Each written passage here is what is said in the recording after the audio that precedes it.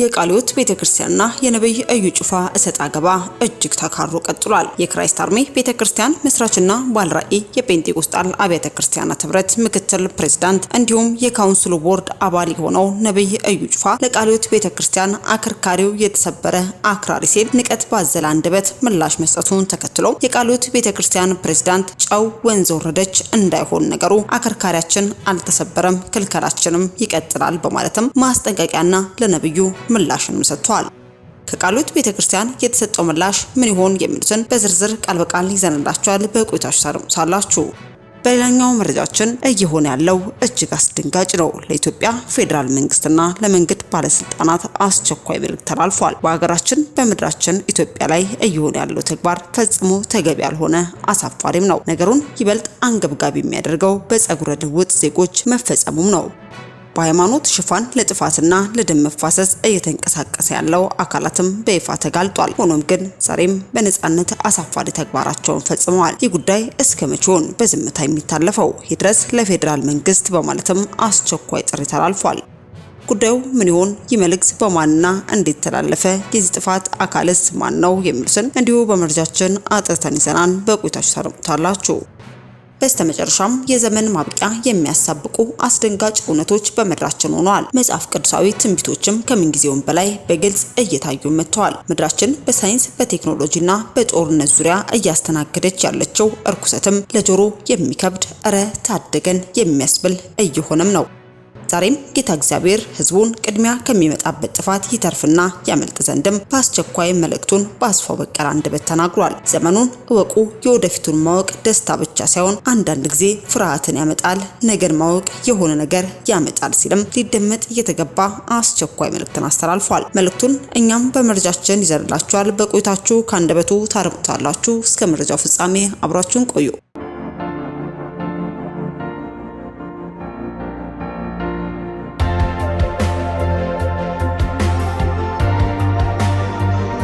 አስቀድመን ወደ ያዝንላችሁ መረጃችን ስናልፍ ይድረስ ለኢትዮጵያ ፌዴራል መንግስት ለመንገዶች ባለስልጣን ጽህፈት ቤት በማለትም መልእክት ተላልፏል። የግብጽ ተላላኪዎች ሀገር ለማሸበር በሃይማኖት ሽፋን ለጥፋት እየተንቀሳቀሱ ነውና ቁጥጥር የሚደረግ።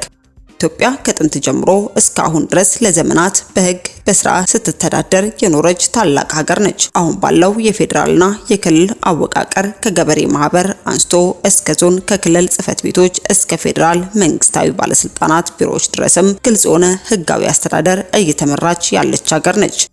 ይሁን እንጂ አሁን እየተመለከትነው ያለነው ህገወጥ ተግባር ሀገሪቱ የፈረሰች እስክትመስል መንግስታዊ አስተዳደር የሌለ እስኪመስል ድረስ ማንም እየተነሳ የግል ስሜቱና ፍላጎቱን ሀገራዊ በሆኑ የጋራ ንብረት ሀብቶች ላይ ሲለጣጠፍ ማየት እጅግ ያሳፍራል። ኢትዮጵያ የጋጦጦች መፈንጫ ሆና መታየቷ መንግስት ምን ያክል ሀገሪቱን መቆጣጠርና መምራት የተሳነው ደካማ መሆኑን ለውጭና ለውስጥም ኃይሎች ግልጽ ማሳያም ነው። ከዚህ ባሻገር ለመንግስት ያላቸው ንቀትና የምን ታመጣለ መልእክት ማስተላለፊያ መንገድም ነው።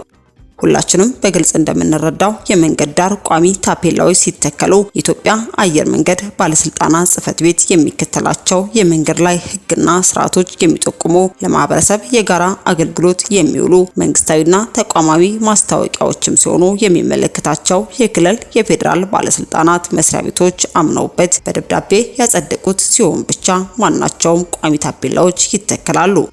አሁን እየተመለከትን ያለነው አጉራ ዘለልነት ግን በህግ ውስጥ የመንደር የሽብር ቡድን አባላት ሃይማኖታዊ ግጭትና ትንኮሳን ለመፈጸም የውጭ አሸባሪ ኃይሎችም በሚሰጧቸው መመሪያና በጀት በመታገዝ የሀገሪቱ ህግና ስርዓት በመጻረር በሰላም እየኖረ ባለው ህዝብ መካከል ሃይማኖታዊ ግጭትና ደም መፋሰስን ለማምጣትም በስክሪኑ ላይ የምንመለከታቸው ታፔላዎችን ያለማንም ፍቃድ እብሪትና ትዕቢት በተሞላ አይምሮም በማን አለብኝነት በየመንገዱ በየመንደሩ ሲተክሉ እየተመለከትን ነው። መንግስትም ሆነ ህብረተሰብ በግልጽ እንደሚረዳው የኢትዮጵያ ሰላምና መረጋጋት የማይፈልጉ የውጭና የውስጥ አሸባሪ ኃይሎችም ከግብጽ ከሌሎች ጸረ ኢትዮጵያ ሀገራት የሚሰጣቸውን ድብቅ የጥፋት አጀንዳ በሃይማኖት ሽፋን እየተከለሉ በህዝብ መካከል እልቂትና ደም መፋሰስ ለማምጣትም በተደጋጋሚ ስውር ደባ ሲፈጽሙ ተመልክተናል።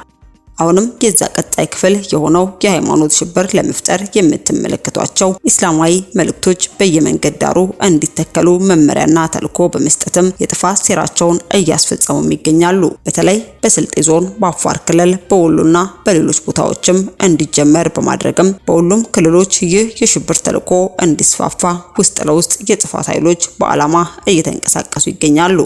አሁን የተፈለገው የሌላው እምነት ተከታይ የኔንም ሃይማኖት ጥቅሶች በየቦታው እተክላለሁ ብሎ እንዲነሳና ማንም የግል ፍላጎትና ስሜቱን የሚገልጽበት ታፔላዎች በየመንገዱ በየመንደሩ እየተተከሉ ሀገሪቱ ሕግና መንግስት የሌለባት እስክትመስል ድረስ በየቦታው አምባጓሮ እንዲፈጠር በሃይማኖት ሽኩቻ ህዝቡን በማተራመስ ለውጭ ጠላቶች ሀገርን የማፍረስ ተልዕኮ ማሳለጥ እንደሆነ ከማናችንም የተሰወረ አይደለም።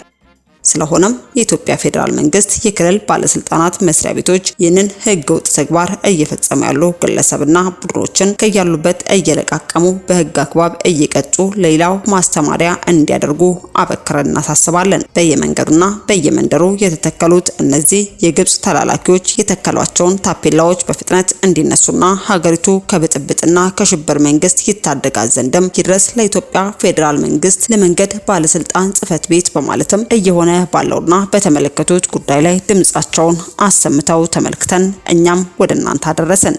አስከትለን ወደ ያዝንላችሁ መረጃችን ስናልፍ የኢትዮጵያ ቃለ ሕይወት ቤተክርስቲያን በድጋሚ ጠንካራን መግለጫ ሰጥታለች። አከርካሪያችን አልተሰበረም፣ ክልከላችን ይቀጥላል ሲሉም የኢትዮጵያ ቃለ ሕይወት ቤተክርስቲያን ፕሬዝዳንትም መግለጫን አስተላልፈዋል።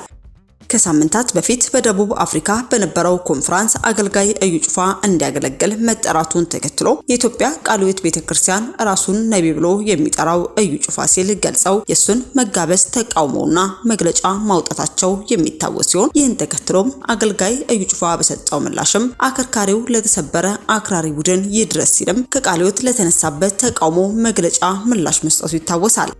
ታዲያ ያንን በተመለከተ የቃለ ሕይወት ቤተክርስቲያንም አከርካሪያችን አልተሰበረም፣ ክልከላችንም ይቀጥላል ስትልም የማስጠንቀቂያ ምላሽን በቤተክርስቲያን ፕሬዝዳንት ዶክተር ስዩም ሄሊሶ አንደበትም አስተላልፋለች። በመልእክታቸውም እነዚህ ወገኖች እየፈጸሙ ያሉት ነገር አስበው አቅደው የገቡበት ነገር ነው። ይልቁንም ጨው ወንዝ ወረደች መሆን ያለበት አይመስለኝም። የወንጌል አማኞች የአንድነት ጊዜ የነበረውን የመናፈቅ ነገር ይኖራል። ነገር ግን ያንን የምንጠብቅ ከሆነ በጣም ተሳስተናል። ምክንያቱም እሱ ጊዜ አይመጣም። የቃለ ሕይወት ቤተክርስቲያን ላለፉት 5 ዓመታት አመራር ለመስጠት እየሞከረች ነው ያለችው። ነገር ግን በዚህ 5 ዓመት ውስጥም ሆነ በቀጣይ ጊዜም ፍላጎት ከሌለ በስተቀር የአንድነት ጊዜ አይመጣም። ትንሽ ህዝብ ይዘውም ላይሰንስ አውጥተው የወጡ አሉ። ያንን ነገር ትንሽ ረገብ ብናደርገው መልካም ነው።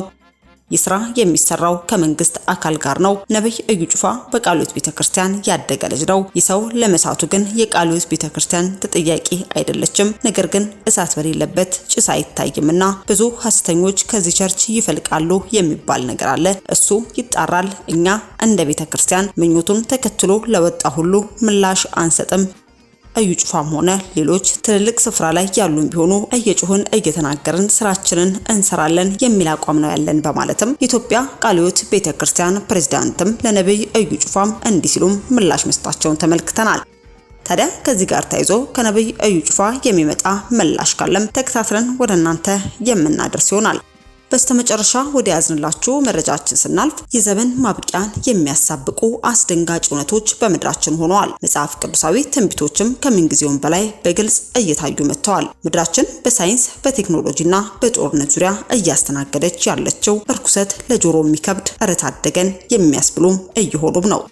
ዛሬም ጌታ እግዚአብሔር ሕዝቡ ቅድሚያ ከሚመጣበት ጥፋት ይተርፍና ያመልጥ ዘንድም አስቸኳይ መልእክትን በአስፋው በቀለ አንደበት ተናግሯል። ዘመኑን እወቁ፣ የወደፊቱን ማወቅ ደስታን ብቻ ሳይሆን አንዳንድ ጊዜ ፍርሃትንም ያመጣል፣ ነገን ማወቅ የሆነ ነገር ያመጣል ሲሉ ሊደመጥ የተገባ አስቸኳይ መልእክትም ተላልፏል። መልእክቱ ምን ይሆን የሚለውንም ከመልእክተኛው አንደበት እንድታደምጡስ ጋበዝን። አሁን ስለ ንጥቀት አይደለም ማወራው፣ ስለ ንጥቀት አውርቻለሁ፣ ስለ ምጽአት ነው ማወራው። መጀመሪያው በዓለም ላይ የሚታዩ ምልክቶችን ታያላችሁ። ሁለተኛው ደግሞ በቤተ ክርስቲያን ላይ የሚታዩ ምልክቶችን ታያላችሁ። ሶስተኛ በመካከለኛው ምስራቅ የሚታዩ ምልክቶችን ትመለከታላችሁ። አራተኛ በሰማይ ላይ የሚታዩ ምልክቶችን ትመለከታላችሁ። ስለዚህ ከአራት አቅጣጫ ዘመንን መመርመር ለምትወዱ በእነዚህ ነገሮች ዘመንን መርምሩ። በዓለም ላይ የሚታዩት ምልክቶች ምንድናቸው? በቤተ ክርስቲያን ላይ፣ በመካከለኛው ምስራቅ፣ በተለይ ስለ እስራኤል በኋላ ትንሽ ገባ ብዬ እናገራለሁ። እና በተለይ በዓለም ላይ የሚታዩ ምልክቶች ጌታችን ከሰጠው አንዱ የመሬት መንቀጥቀጥ አንዱ ምልክት እንደሆነ ጌታ ተናግሯል። ብዙ ምልክቶች አሉ። እናንተ ማቴዎስ 24ን አጥኑ። ከነዛ ሁሉ አንዱ የመሬት መንቀጥቀጥ ነው። የመሬት መንቀጥቀጥ ከመቼውም ጊዜ ይልቅ ከ19ኛው ክፍለ ዘመን መግቢያ ጀምሮ እስካሁን ድረስ በሬክተር ስኬል ይባላል። በሬክተር ስኬል እንትኑን ዌቭን ይለቁታል። መሬት ሲንቀጠቀጥ ምን ያህል እንደሆነ የጂኦሎጂ ተማሪዎች ይሄንን ታውቃላችሁና በሬክተር ስኬል ይለካል። መጀመሪያ የነበረው 2.1 1.2 3 ከዛ 4 ቀስ ያለ ዘመኑ እየገፋ ሲመጣ in the 1950s ወደ 5 ፖይንት ምናምን መግባት ጀመረ።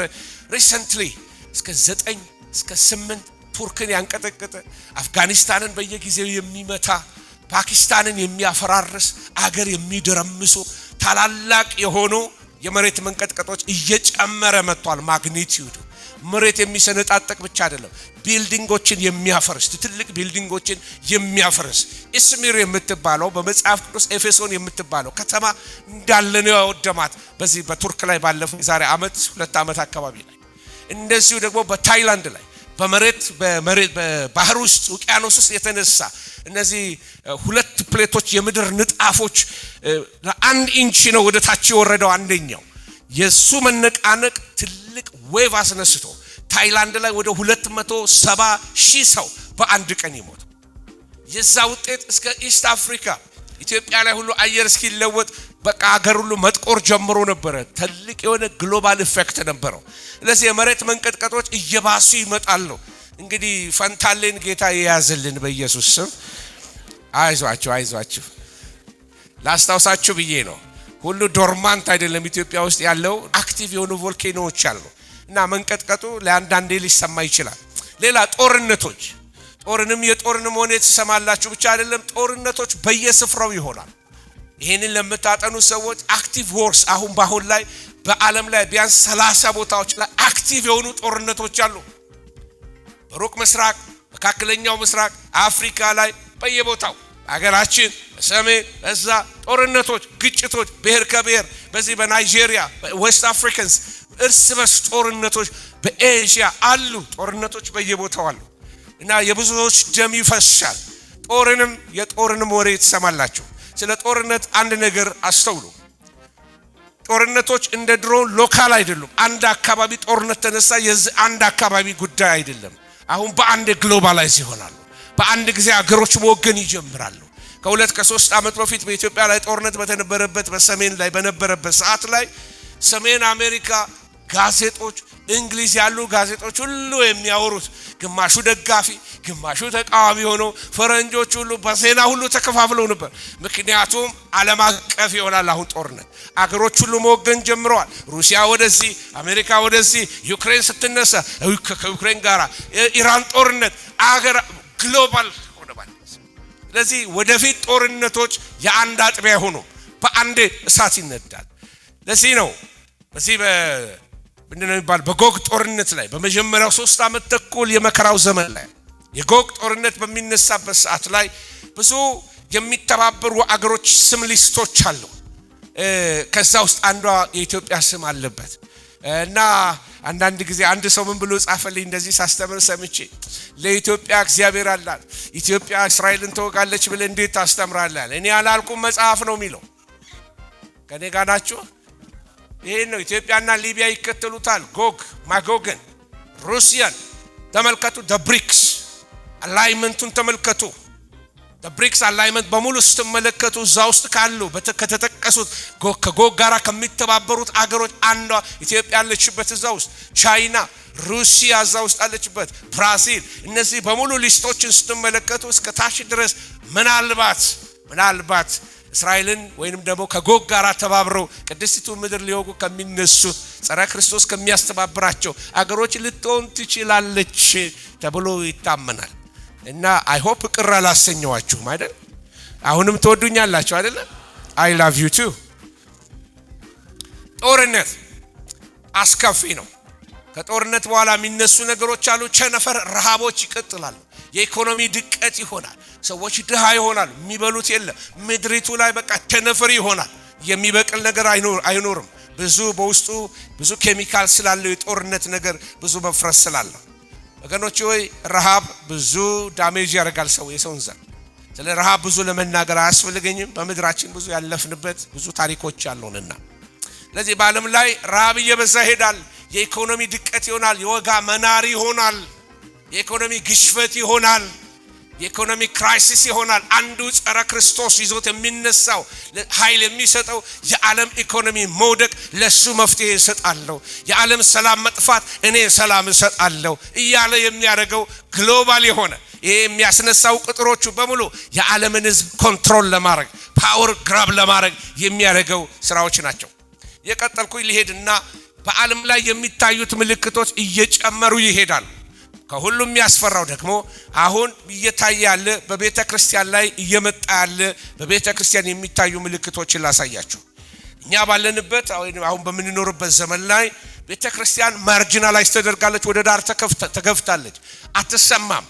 ይሄን ያለው ተሰበሰቡ፣ ዘመሩ፣ ሄዱ ነው የምንባለው እንጂ ያን ያህል ኢንፍሉዌንስ ምናመጣ ተደርገን አንታይም። ስለዚህ ስደት በቤተ ክርስቲያን፣ መጠላት በቤተ ክርስቲያን፣ የእግዚአብሔር የሆነው ነገር የማይከበርበት ያንንም ደግሞ በተለያየ መንገዶች ሰሞኑን ወደ ኋላ መንሸራተት ባክስላይድ የሚያደርግ አፖስቶሲ ብዙ አማኞችንን የሚሉ ይክዳሉ። ከእግዚአብሔር ቤት ቀሳውስቶች፣ ፓስተሮች፣ ሰባኪዎች የሚባሉ ኢየሱስ ክርስቶስ ጌታ አይደለም ብለው ወደ ሌላው ካምፕ እየሄዱ ስለ ሆዳቸው ስለ ገንዘብ ለማግኘት ሲሉ ስለ ጥቅም ሲሉ ወንጌልን የሚክዱ ይኖራሉ። ጾም አድሮ መሞት ይሻላል። ኢየሱስ የሚካድ ጌታ አይደለም። ሃሌሉያ። ወደ ኋላ መንሸራተት ይበዛል። ብዙ አፖስቴትስ ይበዛሉ፣ ከሃዲዎች ይበዛሉ። ገንዘብ የሚያማልላቸው፣ ስልጣን የሚያማልላቸው፣ የዘመኑ ነገር የሚያማልላቸው ይበዛሉ። በእግዚአብሔር ቤት ውስጥ ብዙ የሚክዱ ይኖራሉ። እኔ ግን አለ ጳውሎስ ያመንኩትን አውቃለሁ። አሜን አሜን። ያመናችሁትን በማወቅ ጌታ ይባርካችሁ። ወደ ኋላ መንሸራተት ይበዛል። የወንጌል መሰበክ ደግሞ በዓለም ዙሪያ ይቀጥላል። ደስ የሚለኝ ነገር ይሄን ነው። በሁሉ ሀገር ወንጌል የሚሰብኩ ሰዎች አሉ። እግዚአብሔር ምስክሮች አሉት። በመንገድ ላይ ተሸክመው ትልቅ ማይክሮፎን ይዘው የሚጮሁ አሉ። በተማረው ሀገር፣ ባልተማረው ሀገር፣ በደሃው ሀገር፣ በሀብታሙ ሀገር፣ በገጠር፣ በከተማ ኢየሱስ ያድናል የሚል ድምፅ የሚሰብኩ አሉ። በገበያ መካከል ምራቅ እየተተፋባቸው ውሃ እንኳን የሚሰጣቸው የሌለ በጣም ብዙ ለጌታ የቀኑ ብዙ ወጣቶች እግዚአብሔር አሉት በዚህ ከተማም። ክብር ለእግዚአብሔር ይሁን። ወጣቶችን እግዚአብሔር በመንፈስ እሳት ይንካቸው። ሃሌሉያ። ምድራችን በአዲስ ትውልድ ተባርካለች። ወጣት ትውልድ በጉባኤያችን አለ። ክብር ለእግዚአብሔር ይሁን። በሰለጠነው ዓለም ስትሄዱ የጉባኤው በቃ ምናልባት ይሄን ያህል ህዝብ እነሱ አገር አቀፍ ሲያረጉ ነው፣ የአንድ ቸርች አይደለም። ምናልባት 15 ሰው ካለ አንድ ቤተ ክርስቲያን በቃ ያቺ ቤተ ክርስቲያን 15 ሽማግሌ አዛውንት ሰዎች ናቸው ያሉት። አንድ ጊዜ ቤት ፈለግን የምንከራይበትና ስጠይቀው አንዱን ስንት እድሜ 65 ዓመቴ ነው አለኝ። ፈረንጅ ነው። 65 ዓመቴ ነው። አም ዘ ያንግስት ኢን ዘ ኮንግሪጌሽን አለኝ። የ65 ዓመት ሰው ከቤተ ክርስቲያኑ ወጣት የሚባለው እሱ ነው። የቤተ ክርስቲያኑ ወጣት እሱ። ሌሎቹ በሙሉ እናንተ አስቧቸው ትውልድ የለም። የሚያምሩ አዳራሾች አሏቸው። እፈራለሁ አዳራሽ መስራታችሁ አዲስ አበባ በተለይ በጣም ትልቅ ህንጻዎች እየተሰሩ ነው ያሉት፣ ቸርቾች እየተሰሩ ነው። እኔ ደግሞ ወደ ሚሽን አጋድላለሁና ሰው ላይ በመስራት አምናለሁ። ክብር ለእግዚአብሔር ይሁን። አትስሩ ማለት አይደለም፣ ስሩ እንደፈለጋችሁ። ነገር ግን ፕራዮሪቲው ሰው ነው። አሜን አሜን። ሰው ነው። የሀገሩ መንፈስ ጥሩ ነው። እናንተም ኮሪደር ማድረጋችሁ ጥሩ ነው። እናንተም ታደሱ በኢየሱስ ነው። መንገዱ ብቻ ሳይሆን እናንተም ታደሱ። መንፈሳችሁ ይታደስ። ከከረከሰ ማንነት ያውጣችሁ ጌታ። ከዓለማዊ ማንነት ጌታ ያውጣችሁ። ወንጌል ይሰበካል። ወንጌል ላይ ኢንቨስት እናደርግ፣ ሚሽን ላይ ኢንቨስት እናደርግ። ወጣቶች ይላኩ፣ ወንጌል ይስበኩ፣ ይሰልጥኑ፣ ትሬንድ ይሆኑ፣ በእግዚአብሔር እውነት ይሞሉ። ክብር ለእግዚአብሔር ይሁን። ስለዚህ ወንጌል በሚዲያ ይሰበካል፣ በሶሻል ሚዲያ ይሰበካል፣ በተለያየ ሜቶዶሎጂዎች እየተሰበከ ነው ያለው። ይሄ ራሱ የዘመኑ ፍጻሜ እንደደረሰ ሰው ሁሉ እስኪድን አይደለም፣ ሰው ሁሉ ወንጌል እስኪሰማ ጌታ ይጠብቃል። ጌታ ቻንስ እየሰጠ ነው። ገና ብዙዎች ይሄዳሉ። ወደ ሳውዲ የሚሄዱ አሉ፣ ወደ ዱባይ የሚሄዱ አሉ፣ ወደ ሶማሊያ የሚሄዱ አሉ፣ ወደ ሱዳን የሚሄዱ አሉ፣ ወደ ጅቡቲ የሚሄዱ አሉ። በዙሪያችን ለብዙ ዓመት ተናግሬዋለሁ። ኢትዮጵያን አሳይመንት የሰጣት በዙሪያው ያሉ አገሮች አሉ። ኤርትራ መዳን አለባት፣ ሱዳን መዳን አለባት፣ ሳውት ሱዳን መዳን አለባት፣ ጅቡቲ መዳን አለባት። ወንጌል ከኢትዮጵያ እንደ እሳት ይውጣ። አሜን። ወጣቶቻችንን የእሳት ነበልባል ያርጋቸው፣ ባለ ራእይ ያድርጋቸው። በውስጣቸው የኢየሱስ ፍቅር እየተንተከተከ ሃሌሉያ ሃሌሉያ። ጌታ ሳይመጣ እግዚአብሔር እነዚህን ያደርጋል ብዬ አምናለሁ። ወንጌል ይሰበካል፣ እየተሰበከም ነው። ሌላ በመካከለኛው ምስራቅ የሚታዩ ምልክቶች አሉ። ከነዚህ ምልክቶች አንዱ የጥፋት እርኩሰት፣ በተለይ ይሄ በመከራው ዘመን መካከል አካባቢ ላይ የጥፋት እርኩሰት ሰሞኑን ተናግሬዋለሁ። የጥፋት እርኩሰት ከሶሪያ ጀነራሎች አንዱ የልጅ የሆነ ታስታውሳላችሁ፣ ሰሞኑን ተናግሬዋለሁ። አንቲዮከስ ኤጲፋነስ የሚባል ሰው አሳማን አምጥቶ በዛ በ70 ዓመተ ምህረት ላይ በቤተ መቅደስ ውስጥ ሰዋበት። የቤተ መቅደሱን ክፍሎች በሙሉ ደግሞ የጋለሞቶች ማደሪያ ያደረገው፣ የርኩሰት ቤት አደረገው። በተቀደሰው ስፍራ የጥፋት እርኩሰት ቆሞ ስትመለከቱ አንባቢው ያስተውል አለ። ጊዜው መድረሱን ሊያሳየው ነው በዛ ጊዜ ላይ። አሁን ግን ይሄ ሰው ጥላ ነው።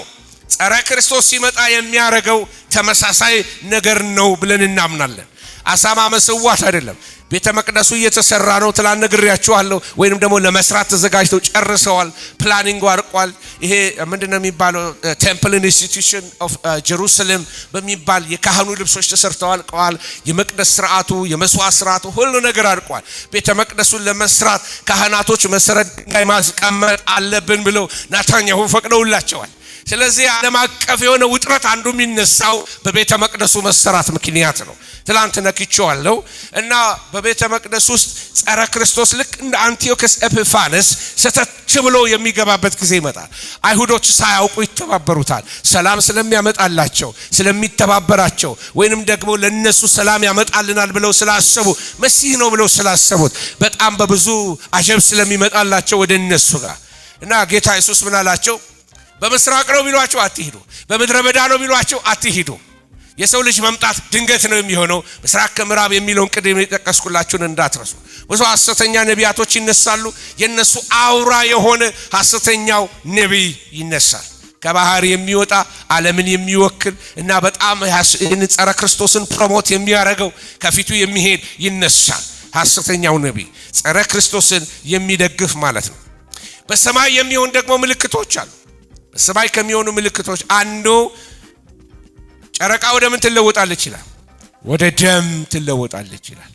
ፀሐይ ትጨልማለች፣ ጨረቃ ትጨልማለች፣ ከዋክብቶች ይጨልማሉ። ይሄ በዚህ በሰባቱ ዓመት የመከራ ዘመን የሚሆን ነው። ስለዚህ በሰማይ የሚታዩ በቸርች የሚታዩ ብያቸዋለሁ። ቀጥሎ ላሳያቸው የምፈልገው በኢየሩሳሌም የሚታያል። መጨረሻ ላይ ብናገርበት ይሻላል መሰለኝ። ወደ ዋናው ነገር ልሂድ። ያን ስለምን ደግሞ ኢየሱስ ስለምን ይመጣል? በነገራችን ላይ ስለ ኢየሩሳሌም ካነሳው ስለ ትንቢት ማወቅ ከፈለጋችሁ ኢየሩሳሌም እንደ የእግዚአብሔር ካላንደር ናት። የሆነ ነገር ኢየሩሳሌም ሲሆን ጆሮቻችሁን ከፈት አድርጉ። የሆነ ነገር እንቅስቃሴ ሲኖር ጭፍራ በኢየሩሳሌም በጭፍራ ተከባ ስታዩ መጨረሻው እንደደረሰ ምን በሉ ወቁ ብሎ ይናገራል። አሁን ያለ ጸረ ሴማዊነት፣ አይሁዶችን መጥላት፣ አውሮፓ ብትሄዱ ያላቸው ጥላቻ ለአይሁዶች ድሮ በኢትዮጵያ ውስጥ በብዙ የተገፉ ህዝቦች ናቸው። በብዙ ተገፍተዋል። ቡዳ፣ ቀጥቃጭ፣ ምንድን ሰላቢ፣ እንደዚህ ያልተሰደቡት ስድብ የለም ወገኖች። ግን የጌታ ዘመዶች እንደሆኑ ታውቃላችሁ። ጌታ ወንድሞቼ ይላቸዋል። የአብርሃም ልጆች ናቸው ወገኖች እና ብዙ ግፍ ተደርጎባቸዋል። በተለይ እኛ አዲስ አበባ ባደግንበት ሰዓት ላይ ልጅ ቡዳ ተበላ ወይ ታመመ ከተባለ ጥራት የቤት ሰራተኛ ኮረጅ ጥሯትና ትጥፋበት ይባላል። እሷ ነው የበላችሁ ይባላል። ቀጥቃጭ እየተባሉ ተንቀዋል፣ ተሰድበዋል። እና ሰይጣን እንዲጠሉ እያደረጋቸው ነው ያለው። ለምን? የመሲሁን ተስፋ የያዙ ናቸው። ለምን? መሲሁ ከነሱ ነው የመጣው። በራእይ መጽሐፍ ላይ ሄዳችሁ ትመለከቱ። ሴቲቱን በውሃ ላይ አሰጥማት ውሃ ከአፉ እየተፋ ዘንዶ በሷ ላይ እንደሚነሳ መጽሐፍ ቅዱስ በምሳሌ ይናገራል። ሴቲቱ እና ልጇን ይዛ እንደተነጠቀች ይናገራል። እና ያቺ ሴቲቱ የተባለ ሁሉ ማርያም አይደለችም። ሶሪ እንትን ማለት አይደለም፣ በአክብሮት ነው የምናገረው። ሴቲቱ የሚለው ጽዮን የሚል ቃል ሁሉ ማርያም አይደለችም። የሚናገረው ሴቲቱ ስለ እስራኤል ነው የሚናገረው። እስራኤልን ሊያሳድድ ዘንዶ እንደሚነሳ መጽሐፍ ቅዱስ ይነግረናል ወገኖች ሆይ። ስለዚህ እስራኤል በዚህ የትንቢት ዘመን ላይ በሰባው ሱባኤ ላይ በተለይ መጨረሻው ዘመን ላይ ያዕቆብ መከራ ይሆናል። ኃይለኛ ስደት ይኖርባቸዋል። ሌላ አሊያ ይኖራል ወይንም መበተን ሊኖር ይችላል ብዬ አምናለሁ። ኃይለኛ ስደት ይገጥማቸዋል። ሪሰንትሊ ከኢራን ጋር በነበራቸው ነገር ለጥቂት ጦርነቱ አቨርት አረገ እንጂ ምናልባት እየተጠቃች ብትወጣ ከ80 በላይ የሚሆን ኒውክሌር ያላት ናት እስራኤል። ብቻዋን ሚድል ኢስትን መደምሰስ የሚችል አቅም ያላት ኃይል ናት። እግዚአብሔር ነው ጦርነቱን የከለከለው ጊዜው ሳይደርስ አይሆንምና ወገኖች ሆይ። እና ለመሆኑ ኢየሱስ ለምን ይመጣል? መጀመሪያው ለሚጠባበቁት መዳንን ሊሰጥ። አሜን አሜን። የምንጠብቀው ጌታ ያድነናል። የተጀመረው መዳናችን ምን እንዲሆን? ሙሉ እንዲሆን። የድነታችን ኮምፕሊሽን የሚሆነው የጌታችን ኢየሱስ ክርስቶስ መምጣት ሲሆን ነው። አሜን አሜን። እየቀጠልኩኝ ልሂድና ለአይሁድ መሲህነቱን ሊገልጥላቸው ኢየሱስ ክርስቶስን ልክ ሲያዩት እነዚህ እጆችህ ምን ሆነ ነው ይሉታል። እነዚህ እጆቼ በወዳጆቼ ቤት የተወጋሁት ነው ይላቸዋል። የሮቤል ቤት፣ የምናሴ ቤት፣ የኤፍሬም ቤት እያንዳንዱ ትራይብ ደረታቸውን እየደቁ ያለቅሱለታል ብሎ ዘካርያስ ትንቢትን ተናግሯል። ሃሌሉያ። ሲመጣ ያውታል ለምልክት በእጆቹ ላይ እግሮቹ በወዳጆቼ ቤት የተወጋሁት ነው፣ በወገኖቼ ቤት የተወጋሁት ነው ብሎ ያሳያቸዋል። ይህንን ነው መጽሐፍ የሚነግረን። አልተቀበሉትም። እስካሁን ድረስ እስራኤል ሀገር ብትሄዱ ኢየሱስ ብላችሁ ስትናገሩ እኛ የሹዋ ነው የምንለው፣ እነሱ የሹ ብለው ነው የሚናገሩት። የሹ ማለት የርግማን ቃል ነው። ትርጉሙን አልነግራችሁም። በጣም አስጸያፊ የሆነ የርግማን ቃል እና ሲናገሩ ይሄ የሹ ብለው እንደ ርግማን ቃል ነው የሚናገሩ እና እስካሁን ድረስ ድንዛዜ ላይ ናቸው። አቤት ኮሚትመንታቸው፣ አቤት እግዚአብሔርን መፈለጋቸው በጣም ይገርማቸዋል። የነሱ እነዚህ ዳጤ የሚባሉ ሰዎች አሉ። በጥብር ኦርቶዶክስ ጁስ የሚባሉ ኦርቶዶክስ የኛ የኦርቶዶክስ የኛ እምነት ሳይሆን ኦርቶዶክስ ማለት እውነተኛ ቀጥተኛ ስትሪክት ማለት ነው። አክራሪ የሆኑ አይሁዶች አሉ። እዚህ ጋር ጸጉራቸው እንደዚህ የሚጠመጥሙ ማለት ነው። እና አንድ ይሄ ኤልያስ የነበረበት ዋሻ ለጎበኝ ይልኩና እዛ ዋሻ ውስጥ እንደዚህ አይነት መቆሚያ አለ። እዛ ጋር ቆሞ ቀን ሙሉ እንዲህ ያለ ነው የሚጸልዩ። መንግስት ነው ደሞዝ የሚከፍላቸው። በፍጹም ስራ አይሰሩም። ቀን ሙሉ ይጸልያሉ። ስራቸው ጸሎት ነው። ይወልዳሉ፣ ያገባሉ፣ የቤት ክራይ ምናምን መንግስት ነው የሚከፍለው። ስሩ ሲላቸው መንግስት እኛ ባንጸልይ ለአንተ በህይወት አትኖርም ይሉታል። በጣም ነው መንግስትም የሚፈራቸው። በሰንበት በእነሱ ሰፈር አታልፉም። በእነሱ ሰፈር በሰንበት ብታልፉ መኪናችሁን ያደቁላቸዋል። ጫማ የሚያረጉት ጫማ ሁሉ ይለያል። አለ አይደለም መጽሐፍ ቅዱስ በሰንበት ሸክም አትሸከም ስለሚል ሸክም የሆነ ጫማ ማረግ አትችሉ። ህጎን በልብሳቸው በስርዓታቸው ያደርጉታል። እዚህ ታሊት የምትባል የኛ ነጠላ የምትመስል ነገር ሰማያዊ የምትመስል እሷን ያደርጋሉ። ጫፉ ላይ ምንድነው የሚባለው? ይሄ የምንቋጨው ነገር የለም በአገራችን ጥለታው። በጥለቱ ላይ የተገመዱ የተቋጠሩ ነገሮች አሉ። እነዛ ህጎቹን 600 ምናምን ህጎቹን 613 ባለሳሳት ህጎቹን ተቋጥረዋል። እና መንገድ ላይ ሲሄድ እንደዚህ እጁን እያደረገ ነው የሚሄደው። እና ጸጉራቸውን እዚህ ጋር ግራና ጸጉርህን ዳርዳሩን አትላጨው ስለሚዘለዋውያን በህጋቸው እስካሁን ህጉን ይጠብቃሉ። እስካሁን መሲሁ ይጠብቃሉ። እስካሁን ይጸልያሉ። መሲሁ መቼ ነው የሚመጣው ይላሉ። መጥቶ እንደነበር ግን አያውቁም። መጽሐፍ ቅዱስ በሮሜ መጽሐፍ ላይ ድንዛዜ በእስራኤል ዘንድ በአንዳንድ ወድቆባቸዋል ይላል። ጳውሎስ እኔ አሁን ቅሬታ ነኝ ይላል። ሃሌሉያ። ረመነንት ነኝ ይላል። ቅሬታ ነው፣ እንደ ጭንጋፍ የምቆጠር ብሎ ነው በአማርኛ የተረጎመው። ነገር ግን ረመነንት ነው የሚለው በእንግሊዝኛው ላይ ቅሬታ ነው። ቀድሞ እግዚአብሔር ያወጣው ሰው ነው ከይሁዲነት። ጳውሎስ ነበረ ልክ እንደነሱ የጸሎት ሰዎች ናቸው። እግዚአብሔርን ይወዳሉ። በዓላቶቻቸው በሙሉ እግዚአብሔርን ሴንተር ያደረጉ ናቸው። ግን መሲሁ የለም። መሲሁ አልበራላቸው። ለተቀበሉት ግን ለነሱ የእግዚአብሔር ልጆች የሆኑ ዘንድ ምን ሰጣቸው? ስልጣንን ሰጣቸው። መሲሁን ስላልተቀበሉ እስካሁን ድረስ ብዙ በመከራ ያልፋሉ። እና ለአይሁድ መሲሁነቱን ይገልጥላቸዋል። መጀመሪያ ሲመጣ ይሄ እንዴት ሊያድነን ይችላል? ይሄ ዮሴፍ ልጅ አይደለም እንዴ? እንደዚህ እናቀ ወንድሞቹ እንትና አይደሉም እንዴ? ተሰናከሉበትም ይላል መጽሐፍ። የሚጠብቁት ምን አይነት መሲህ ነው? ክብር የተሞላ ንጉስ የሆነ የሚያድን ባለስልጣን የሆነ እንጂ መስቀል ላይ መጥቶ የሚሞት አልመሰላቸው። ሰማያዊ ተልእኮውን አልገባቸው። ነገር ግን ሁለተኛ ሲመጣ እንደሚጠብቁት ሆኖ ይመጣላቸዋል። ንጉስ ሆኖ ይመጣል። በብረት በትር ሊገዛ ይመጣል።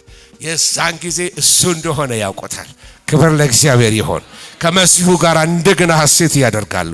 የዛን ጊዜ እስራኤል ሁሉ ይድናል ብሎ መጽሐፍ ቅዱስ ይናገራል። አንዳንድ አስተማሪዎች በአሁን ጊዜ ያሉት አይሁዶች ሁሉ በቃ ኢየሱስን ባይቀበሉም ይድናሉ ብሎ ያስተምራሉ። መጽሐፍ ያንን አያስተምረው። መዳን በሌላ በማንም የለም እንድንበት ዘንድ በሰማይ በምድር የተሰጠን አንድ ስም አለ። ማን ነው እሱ? ድገሙት ይህን ቅዱስ ስም። ሃሌሉያ! ስሙ እንደሚፈስስ ዘይት ነው። ስሙ የተባረከ ይሁን። ስሙ የተቀደሰና የተፈራ ነው። ስሙ ማን ነው አልኳችሁ? ኢየሱስ። የምንድንበት ስም፣ ነፃ የምንወጣበት ስም፣ የሚባርከን ስም። ሃሌሉያ! ለፈውስ የተሰጠን ስም፣ አጋንንት የምናባረርበት ስም፣ መከናወን ያገኘንበት ስም። ስሙ ማን ነው?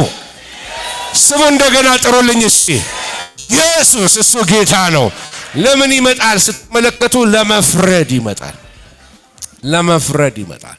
በሰው ልጆች ላይ የመፍረድ ስልጣን ያለው የናዝሬቱ ኢየሱስ ብቻ ነው። እየቀጠልኩኝ ሲሄድ ሌላ ለምን ይመጣል? በዓለም ላይ ሊነግስ ኢየሱስ ይመጣል። እንደ ተስፋ ቃሉ ለ1000 ዓመት በዳዊት ዙፋን ላይ ተቀምጦ በኢየሩሳሌም መዲናው አድርጎ ዓለምን ሁሉ ኢየሱስ ይገዛል። ይሄ በመንፈስ አይደለም በአካል ነው። ፊዚካሊ ነው የሚሆነው ብያቸዋል። አንዳንዶች ይሄንን ወደ መንፈስ ይተረጉሙታል። ኖ በአካል ነው የሚመጣው። እንዲሁ ሲሄድ እንዳያችሁት ኢየሱስ እንዲሁ ተመልሶ ይመጣል። በአካል መጥቶ በምድር ላይ 1000 ዓመት ኢየሱስ ይገዛል። ውስጥ የሚስማማ አሜን ይበል። ኢየሱስ ሲመጣ ከሚከናወኑ ነገሮች አንዱ እርግማን ይነሳል። ልክ የመጣ እርግማን በአዳምና በሔዋን የመጣ እርግማን ይነሳል። ኢሳይያስ 65 እንደዚህ ይላል፣ ከዚያም ወዲያ ጥቂት ዘመን ብቻ የሚኖር ሕፃን ወይም ዕድሜውን ያልፈጸመ ሽማግሌ አይኖርም። ጎልማሳው 100 ዓመት ሆኖት ይሞታል፣ ኃጢአተኛውም 100 ዓመት ረገመ ይሆናል። ምን ማለት ነው? 100 ዓመት አቨሬጅ ኤጅ ነው። አንድ ፍሬ ልጅ ነው። የ100 ዓመት ሰው አንድ ፍሬ ልጅ ነው። እነ ማቱሳላ 669 ዓመት ኖረዋል።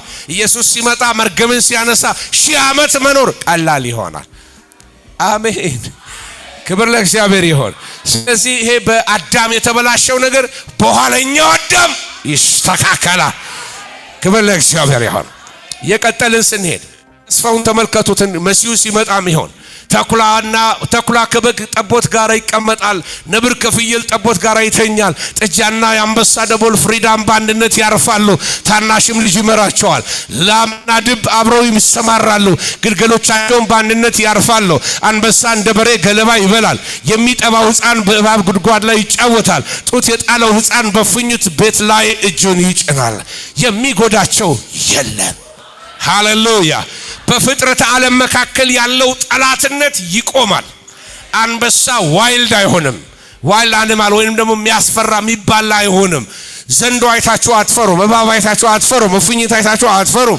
አንበሳ እንደ ውሻ ከስራችሁ ሊከተላችሁ ይችላል። ክብር ለእግዚአብሔር ይሁን። ይሄ አመፀኛና ጠላታዊ እርስ በርስ ያላቸውን ጠላትነት የመሲሁ መምጣት መርገምን ስለሚያነሳ በተፈጥሮ መካከል ትክክለኛ የሆነ ሃርመኒ ይኖራል። አሜን አሜን አሜን። አብሶሉት የሆነ ሃርመኒ። ሕፃን ልጅ በፉኝት ጉድጓድ ላይ እጆቹን ያስቀምጣል። እባብ አይነድፈውም። እናት ልጇ ወጥቶ ሲጫወት አትደነግጥም። ምንም አደጋ አይደርስበትም። እንዲህ አይነት ዓለም ገነት ሪስቶር ትሆናለች። የገነት መታደስ፣ የገነት መመለስን ትመለከታላችሁ። ልሂድና ይህንን ምስል ያገኘሁት በዩናይትድ ኔሽን ኒውዮርክ በር ላይ፣ ኒውዮርክ ከተማ ላይ ዩናይትድ ኔሽን በር ላይ ያለ ምስል ነው። ጥቅሱ እንደዚህ ይላል፣ በአሕዛብ መካከል ይፈርዳል፣ በብዙ አሕዛብም ላይ ይበይናል። ሰይፋቸውን ማረሻ ጦራቸውን ማጭድ ለማድረግ ይቀጠቅጣሉ። ሕዝብ በሕዝብ ላይ ሰይፍ አያነሳም፣ ሰልፍም ከእንግዲህ ወዲህ አይማሩም። ይሄ የዩናይትድ ኔሽን በር ላይ ያለ ኢሳይያስ 2:4 ጥቅስ ትመለከታላችሁ። ልክ ይሄ ግንብ እንደዚህ ተሰርቶ ሐውልት ተሰርቶ የሆነ ጡንቻም ሰው በቃ ይሄንን ሰይፉን እንክት አድርጎ ሲስበው ካሁን በኋላ ጦርነት አይሆንም ብለው የዩናይትድ ኔሽን ድሪምና ቪዥናቸው ይሄ ነው። ነገር ግን ዩናይትድ ኔሽን ሰላም አያመጣልንም። የሰላም አለቃ ኢየሱስ ነው። አለቃው ኢየሱስ እስካልመጣ ድረስ በስብሰባ የሚመጣ ሰላም የለም። ኢየሱስ የሰላም አለቃ ነው። አሜን። ብዙ ድርጅቶች አሉ፣ ብዙ ኤንቮዎች አሉ፣ ብዙ ዩኤን ምናምን ማአት አይነት ዲፓርትመንት አላቸው። ሰላምን ሊያመጣ የሚችል መሲሁ ካልመጣ በስተቀር ባለቤቱ ካልመጣ በስተቀር የሰውን ሁሉ ሰላም መጀመሪያ መልሶ መጀመሪያ ከሱ ጋር ሰላም አድርጎ ከዛ በኋላ ከራሳችን አስታርቆን ከሱ ጋር አስታርቆን ከዛ በኋላ ሲመጣ ምድር አብሶሉት የሆነ ሰላም ውስጥ ትገባለች። ጦርና የጦር ወሬ የማይሰማበት ጥላቻ የሌለበት እግዚአብሔር ስም የተባረከ ይሁን። ስለዚህ ኢየሱስ በሌለበት ሰላም የለም። ለምድራችንም መፍትሄው ኢየሱስ ነው። ኢየሱስ ነው።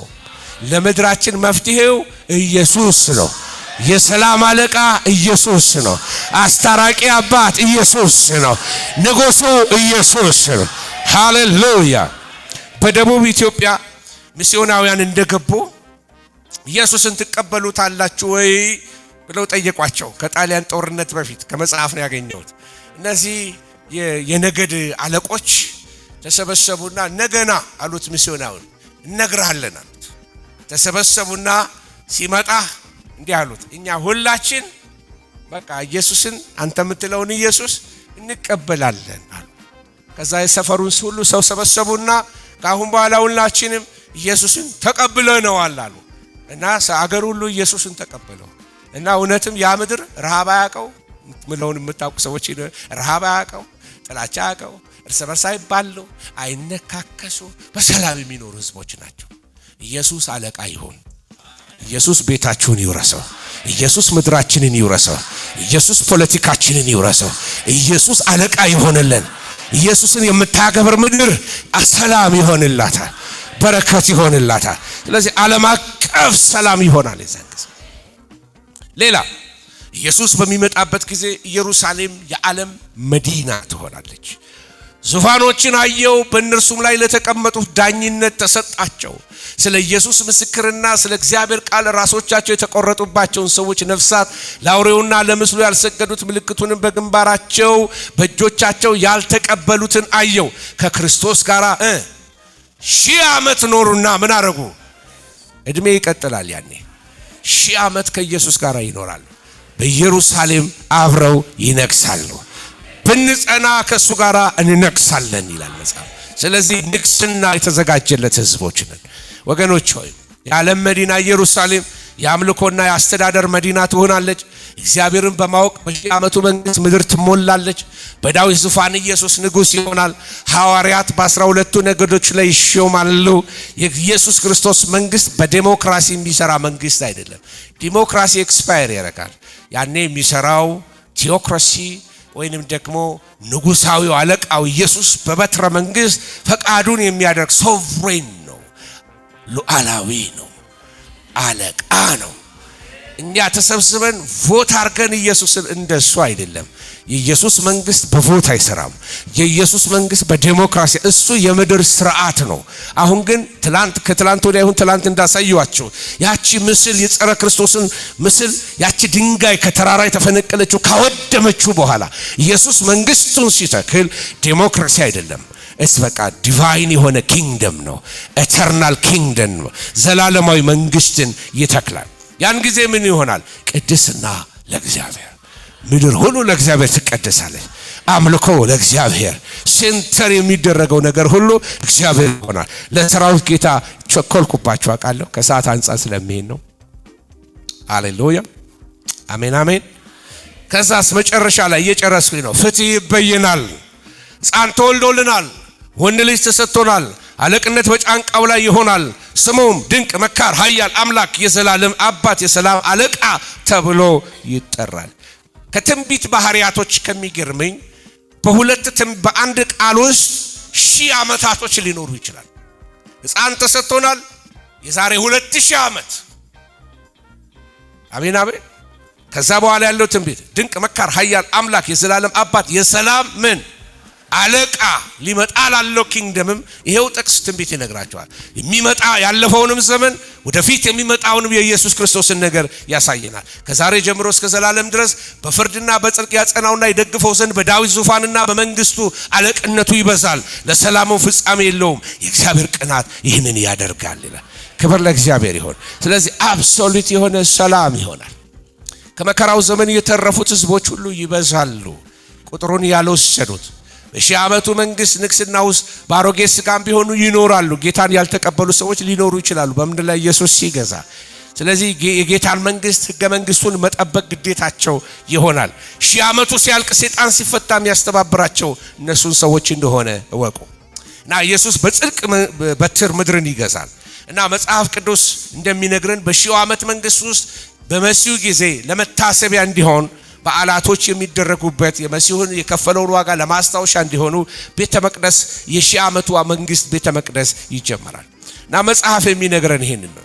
የሺው ዓመት መንግስት ወንጌል ይሰበካል፣ ይቀጥላል፣ ፈውስ ይኖራል፣ እግዚአብሔርን ማገልገል የተወደደ ይሆናል። አንድ እምነት ብቻ ይሆናል። አሜን አሜን። ኢየሱስ ከቪሽኑ ከክርሽና ከመሐመድ ከማንም ጋር አብሮ አይሰለፍም። ኢየሱስ ብቻውን ጌታ ነው። ኢየሱስ ብቻውን ጌታ ነው። አው መቻቻል ምናምን እዚህ ምድር ላይ ጥሩ ነው። በጌትነት ግን ኢየሱስ ብቻውን ጌታ ነው። አሜን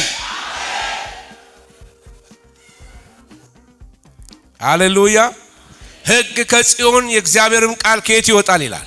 ከኢየሩሳሌም ይወጣል።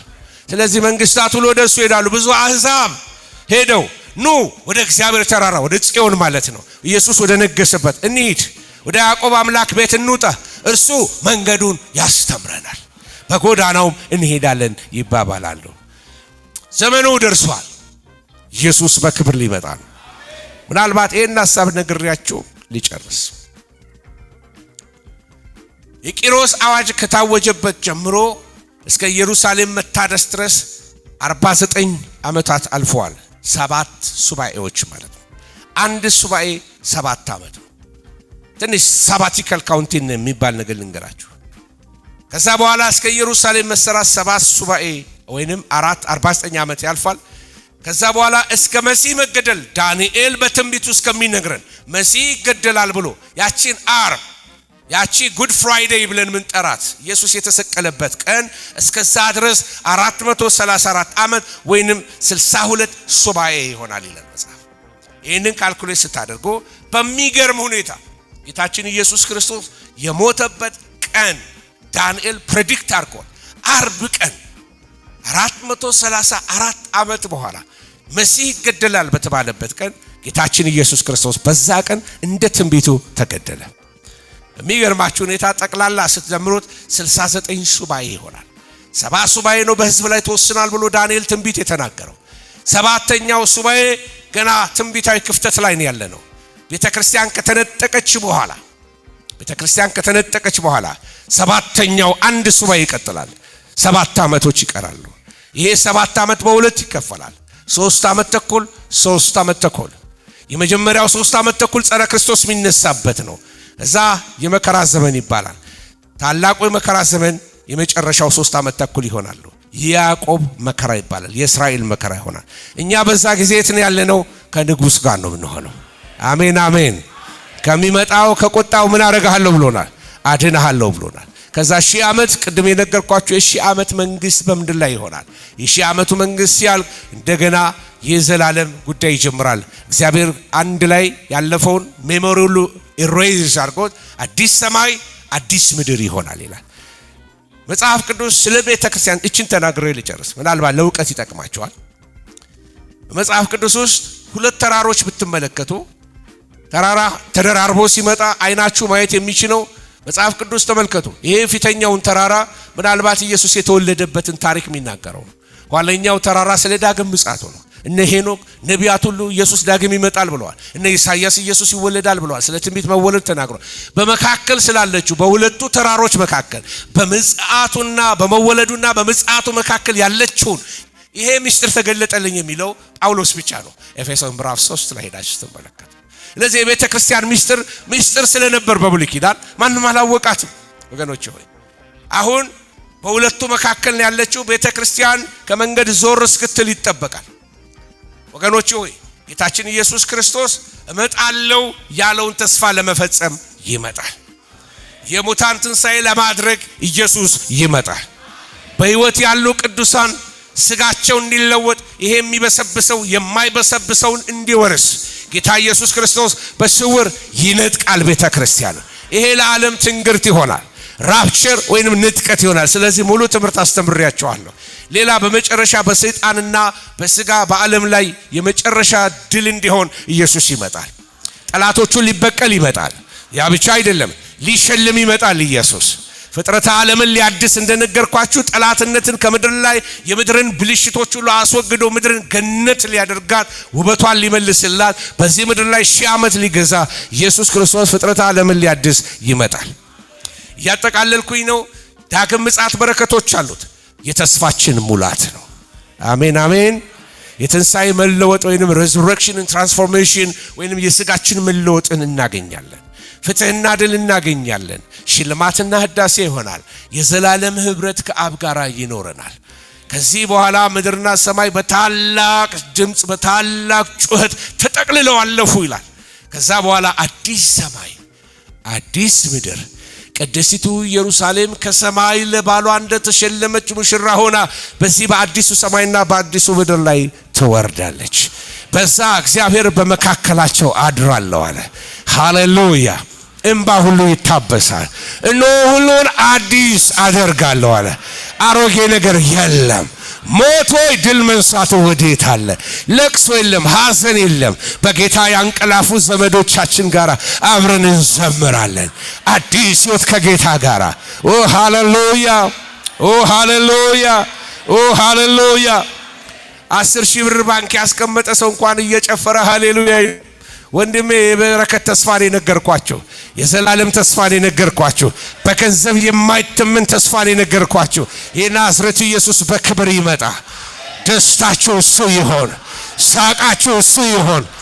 ውድ የሻሎም ቲዩብ አድማጭና ተመልካቾቻችን ለሰዓቱ ያዝንላችሁ መረጃ ያደመጣችሁትን ይመስል ነበር። በሌላ አዳዲስ መረጃዎች እስከምንገናኝ መልካም ቆይታ።